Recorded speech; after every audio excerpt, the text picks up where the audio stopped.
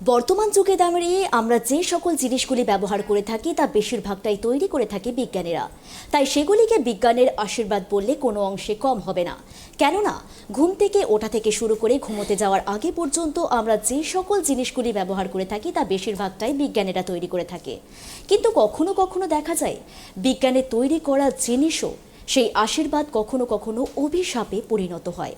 কেন এমনটা বলছে, এর চরম নিদর্শন মিলেছে, দেখুন আপনারাও। হঠাৎই প্যান্টের পকেটে বিস্ফোরণ। না, এ কোনো বোমা বা বারুদ নয়, আস্ত ফোন। শান্তিপুরের এক কিশোরের প্যান্টের পকেটে রাখা ছিল মোবাইল। হঠাৎই জ্বলে উঠল আগুন। পুড়ে যাওয়া পা এবং হাত নিয়ে শান্তিপুর হাসপাতালে ভর্তিরত যুবক। ঠিক কী ঘটেছিল? অন্য ৮-৫টা সাধারণ রাতের মতোই মোবাইল চার্জে বসিয়ে রেখেছিল শান্তিপুরের এক কিশোর।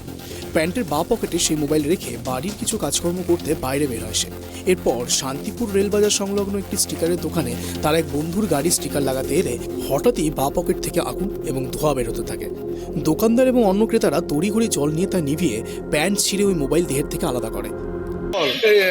মোবাইলটা পকেটের মধ্যে ছিল, কিছু হাত করে গরমে আগুন বেরোচ্ছে, মোবাইল দিয়ে প্যান্টটা চলে গিয়েছে, হঠাৎ করে বের করে বাইরে ফেলে দিয়েছে। আমরা জল ফল দিলাম হাতে, ওর দেখি পরে হাত পাত করে ধুয়ে গেছে। আমার হসপিটাল নিয়ে গেলাম।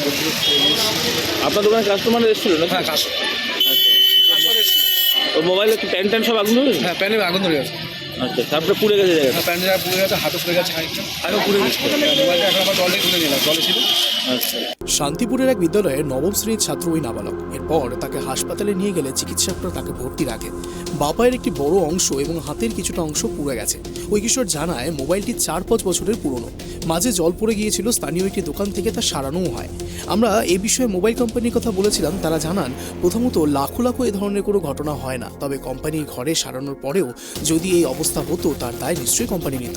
তবে বাইরে থেকে সারাতে গিয়ে মিস্ত্রি হয়তো পুরো জল রিমুভ করতে পারেনি, তাই বোর্ড শর্ট সার্কিট হয়ে এই ধরনের ঘটনা।